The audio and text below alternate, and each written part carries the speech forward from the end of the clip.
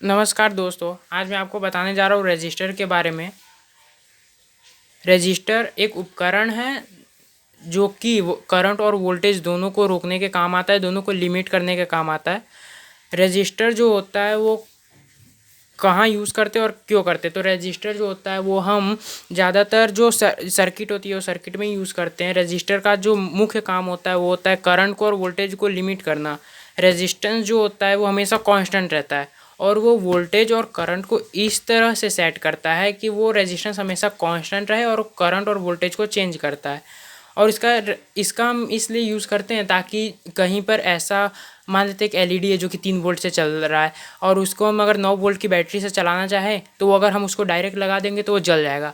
इसलिए हम वहाँ पे 1 किलो या ऐसा रेजिस्टेंस सेट करते हैं ताकि वो एलईडी आराम से जल पाए और वो ख़राब ना हो और 9 वोल्ट भी बैटरी हम लगा सके। तो वो मतलब रेजिस्टेंस जो है वो करंट एक तरह से कहें तो वोल्टेज को ड्रॉप करवाता है, वोल्टेज बर्बाद करता है बीच में।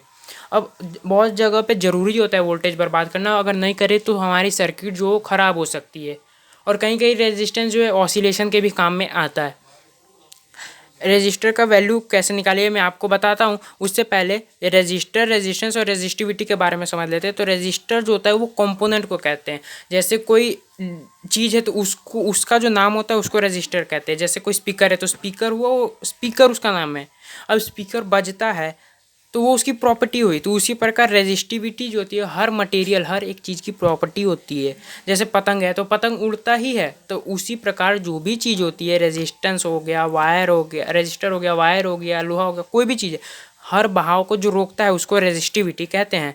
रेजिस्टेंस, तो रेजिस्टेंस जो है वो जो रजिस्टर काम करता है उसको हम रेजिस्टेंस कहते हैं। जैसे अभी स्पीकर है तो स्पीकर बज रहा है तो अपना काम कर रहा है, तो बस उसको हम क्या कहेंगे, बजना, स्पीकर बज रहा है। तो उसी प्रकार रेजिस्टेंस एक शब्द दे दिया गया ताकि जो इंजीनियर उनको तकलीफ़ें ना हो।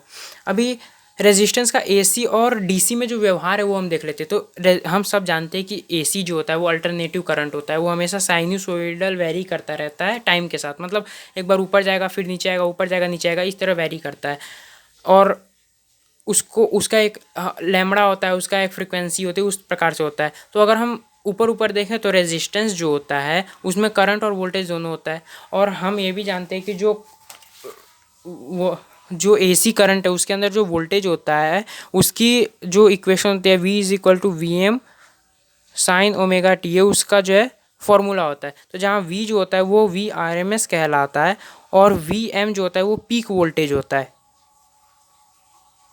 और पीक वोल्टेज और वीआरएमएस का जो रिलेशन है वो वीआरएमएस जो होता है वो पीक वोल्टेज से थोड़ा कम होता है। जैसे वी जो मीन होगा उस जो पीक होगा उसका √2 से डिवाइड करेंगे तब हमें वीआरएमएस मिलता है।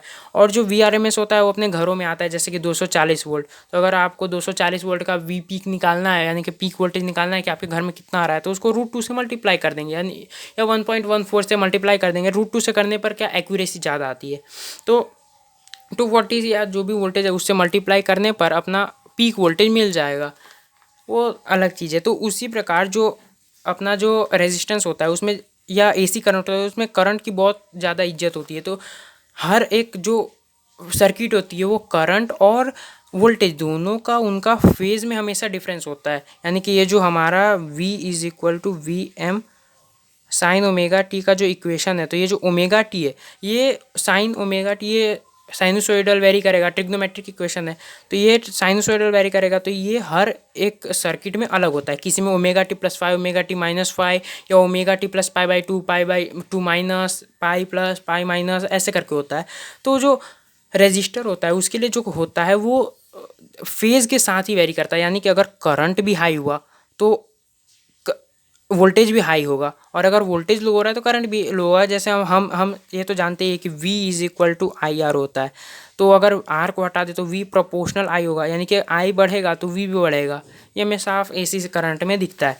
अभी आगे चले तो ये V पीक का जो इक्वेशन है वो अब हम देखते हैं कि रजिस्टर का वैल्यू कैसे निकालो। तो रजिस्टर का वैल्यू निकालने के दो तरीके हैं। एक तरीका तो ये कि हम डायरेक्ट कलर कोड से निकाल सकते हैं, उसका कलर कोड होता है, उस प्रकार से हम निकाल सकते हैं। तो उसका कलर कोड जो होता है वो इस प्रकार का होता है, मैं आपको बताऊं, ये उसका कलर कोड होता है। ठीक है, तो अगर मान लेते कोई रजिस्टर है तो उसमें इस प्रकार का दिया है कि आगे रेड है फिर रेड और फिर सिल्वर दिया है। तो उसका कलर हम कैसे निकालेंगे, तो पहले हम रेड देखेंगे, पहला जो कलर है वही देखना है। तो पहले मान लेते हैं रेड, तो 2 आएगा। फिर दूसरा कलर कोड देखेंगे तो वो भी रेड है, तो वो हम 2 हो गया। फिर तीसरा जो होता है वो मल्टीप्लायर होता है, तो तीसरा हम देखते हैं कि वो मल्टीप्लायर है, तो तीसरे में भी अपना रेड था, तो तीसरे में रेड 10⁻² आएगा, यानी कि 2 इंटू 10⁻², यानी कि 2 पॉइंट अपना जो रेजिस्टेंस आया वो अपना आया 22 इंटू 10⁻²। तो वो जो हुआ वो 2.2 किलो ओम का हो गया रेजिस्टेंस। तो इस प्रकार से होता है। और वो जो लास्ट का होता है, जैसे मैं आपको बताऊं, लास्ट में सिल्वर होता है, लास्ट में इसमें सिल्वर दिया है, तो सिल्वर क्या हुआ, तो गोल्ड सिल्वर नो कलर होता है। तो सिल्वर जो है टॉलरेंस बताता है। टॉलरेंस जो है मुख्य तौर पे जो आर्डिनो के प्रोग्रामिंग होते हैं, जैसे बहुत ज़रूरी जो प्रोग्राम हुआ जिसमें एक्यूरेसी की बहुत ज़्यादा ज़रूरत है, उसमें होता है ये टॉलरेंस काम आता है। बाकी ऐसे कुछ ज़रूरत नहीं है रजिस्टर में टॉलरेंस की। तो अगर मैं आपको रजिस्टर दिखाऊं तो ये देखिए एक रजिस्टर है, मैं आपको दिखाता हूँ। देखिए इसमें जो अभी रजिस्टर है मेरे पास वो 1 वाट का है। तो उसमें अगर हम देखें तो पहला जो अपना कलर है वो ब्राउन है, फिर ब्लैक है, और फिर गोल्ड, और लास्ट में भी गोल्ड है। तो इस हिसाब से अगर हम लोग निकालते हैं अपना, तो देखिए कैसे निकलेगा। तो पहला हमने देखा था कि पहला जो होता है वो नंबर्स होते हैं, तो पहला अपना ब्राउन था, तो ब्राउन का नंबर है 1, तो 1 लिख दिया। फिर दूसरा ब्लैक था, तो यहाँ पे ब्लैक का नंबर दिखा रहा है, यहाँ पे ब्लैक का नंबर दिखा रहा है 0, तो ये 0। फिर गोल्ड था, तो गोल्ड का जो मल्टीप्लायर है वो देखते हैं। तो गोल्ड का मल्टीप्लायर यहाँ 10⁻⁻1 है, तो ये इसको 10⁻⁻1 से मल्टीप्लाई करेंगे। और लास्ट में भी गोल्ड है, तो गोल्ड का जो टॉलरेंस है वो टॉलरेंस +और -5 ऐसे करके परसेंटेज करके लिख देंगे। तो ये अपना कितना ओम आया, तो 10 और 10⁻⁻1 है, इसका मतलब हो गया कि 110 हो गया, 1/, तो ये जो 10 कट जाएगा, यानी कि 1 ओम का रेजिस्टेंस है 1 वाट में, जिसका टॉलरेंस +और -5% है। तो इस हिसाब से निकाला जाता है रेजिस्टेंस। अभी कुछ जो रेजिस्टेंस होते हैं उसके अंदर कलर कोड 3 तो नहीं होते, उसके कलर 4 हो जाते हैं। मैं आपको दिखाऊं, देखिए इसमें देख सकते हैं कि इसमें जो कलर है वो पूरे 5 है, जिसमें से अब अगर हम नीचे से माने तो नीचे वाला जो दिख रहा है अपने को, इसको देखिए, इसमें जो है ये लास्ट में गोल्ड है और शायद ऊपर रेड है। तो अगर हम देखें तो इसमें रेड है, फिर वायोलेट है, फिर ब्लैक है, फिर रेड है, फिर गोल्ड है। तो इसमें हमें 5 कलर मिल गए। तो इसको कैसे देखेंगे, तो इसको भी सेम वैसे ही देखेंगे। अपना जो कलर कोड था उसके हिसाब से पहला जो कलर था वो अपना रेड था, तो रेड का हम देखेंगे तो रेड है अपना 2।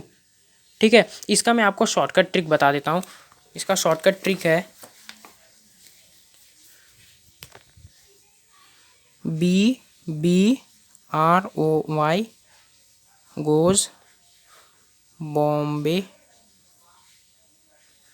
Via gateway. तो इसमें ये इसका शॉर्टकट ट्रिक है, मैं आपको बस दिखाता हूँ।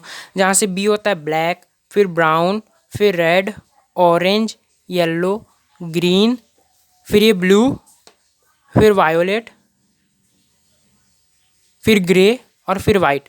इस हिसाब से होता है। ये एक शॉर्टकट ट्रिक है, ज़्यादा कुछ है नहीं। तो अगर हम अपने क्वेश्चन पे आए तो पहला अपना कलर था रेड, तो रेड के हिसाब से देखते हैं तो रेड है अपना 2 नंबर पे। उसके बाद फिर हम देखते हैं दूसरा था अपना वायोलेट, तो वायोलेट का जो कलर है, वायोलेट का जो नंबर है वो है 7, तो हम लिख लेते 2 7। फिर जो तीसरा था वो ब्लैक था, तो ब्लैक का है 0, तो हम 0 लिख लेते, तो 2 7 0। फिर लास्ट में था रेड, तो रेड का 10⁻² है मल्टीप्लायर। जो लास्ट में बचता है, जहाँ तक कलर आपको दिखे वहाँ तक आपको नंबर लेने। जो लास्ट का कलर दिखता है ये गोल्ड सिल्वर या नो कलर से पहले का, वो मल्टीप्लायर ही होता है। तो अभी यहाँ पे रेड है, तो रेड का हो जाएगा 10⁻², तो कितना हो गया 27 इंटू 10⁻³ ओम का हो गया, यानी कि 27 किलो ओम का हो गया। तो अपना जो रेजिस्टेंस आया वो 27 किलो ओम का था। ऐसे करके हम रेजिस्टेंस की वैल्यू निकाल सकते हैं, आसान है। उसके बाद फिर एक और क्वेश्चन आता है रेजिस्टर का सीरीज़ और पैरेलल। तो मैं आपको बताऊं तो रेजिस्टर जो होते हैं वो बहुत जगह ऐसे होते हैं कि कुछ सर्किट जो होती है उसमें रेजिस्टर ऐसे सेट करने पड़ते हैं जो हमें मार्केट में आसानी से नहीं मिलते। तो उस प्रॉब्लम को सॉल्व करने के लिए हमारे पास तरीके हैं, जैसे कि सीरीज़ और पैरेलल करके हम रेजिस्टर का यूज़ कर सकते हैं। जैसे अभी एक रेजिस्टर है, उसको मैंने दूसरे के साथ सीरीज़ किया मतलब पहले जो रजिस्टर है उसको दूसरे रजिस्टर के एक टंग के साथ शॉर्ट कर देना, यानी चिपका देना, उसको कहते हैं सीरीज करना। और पैरेलल जो होता है वो रजिस्टर सेम रहता है, उसके दोनों टांग को दूसरे रजिस्टर के दोनों टांग से शॉर्ट करते हैं, उसको सीरीज कहते हैं। ये पैरेलल कनेक्शन सीरीज कनेक्शन बहुत आसान है, हमने पहले भी ये सब पढ़ा होगा। तो मान लेते हैं कि ये जो वो रजिस्टर है, इसके एक पहला जो रजिस्टर है इसके जो दोनों सिरे हैं उसके बीच का जो पोटेंशियल है वो V1 मान लेते हैं, और दूसरा जो रजिस्टर है उसका पोटेंशियल V2 मान लेते हैं। हाँ, एक बात और कि जो सीरीज़ में कभी भी कोई भी चीज़ हो, सीरीज़ में हमेशा जो पोटेंशियल डिफरेंस होता है वो चेंज होता है, जबकि करंट हमेशा सेम रहता है। अगर इसमें से I1 करंट है तो इसमें भी I1 ही करंट होगा, जबकि जो पैरेलल कनेक्शन होते हैं उसमें सेम नहीं होता। उसमें अगर पहला वाले में I1 है तो दूसरे में I2 करंट होगा, जबकि पोटेंशियल डिफरेंस दोनों में सेम होगा, इसमें V तो ऊपर भी V। तो अभी देखते हैं, तो इसका जो रेजिस्टेंस मान लेते हैं, इसका R1 रेजिस्टेंस था, इसका R2 था। तो यहाँ पे क्या हो जाएगा formula, R is equal to जो इक्विवेलेंट रेजिस्टेंस है, जो हमें R निकालने तो वो क्या हो जाएगा R1 प्लस R2। तो और जो पैरेलल में होता है उसका जो रेजिस्टेंस होता है वो निकलेगा R is equal to R1 into R2 divided by R1 plus R2। ये इसका होता है सीरीज पैरेलल का फॉर्मूला। ये यहाँ से आता है कि R1/R is equal to 1/R1 plus 1/R2। ये इस फॉर्मूले से ये सेट होता है, तो उसके हिसाब से है। अभी मैं आपको रेजिस्टिविटी के बारे में थोड़ा बता दूं, तो रेजिस्टिविटी जो होती है वो R का फॉर्मूला है, हम सब जानते हैं कि V is equal to IR formula होता है। उसी प्रकार R का भी एक फॉर्मूला होता है कि R is equal to rho L/A, यानी कि R जो है वो लेंथ और एरिया पे डिपेंड करता है, और R जो है वो डिपेंड करता है। तो ये एक कांस्टेंट होती है, वो कांस्टेंट को हटाने के बाद ये हमें रो मिलता है। रो इज इक्वल टू रेजिस्टिविटी कहते हैं, जिसको हम ओम इनवर्स लिखते हैं, ओम-1, जिसका यूनिट ओम मीटर होता है, वैसे उसका यूनिट होता है। दोस्तों, इस वीडियो में जितना था उतना मैंने आपको समझाया। अगर कुछ रह जाता है तो मैं उसको दूसरे वीडियो में ज़रूर कवर करूँगा। आगे के वीडियो में मिलने के लिए आप हमारे चैनल को लाइक ज़रूर कर दीजिए।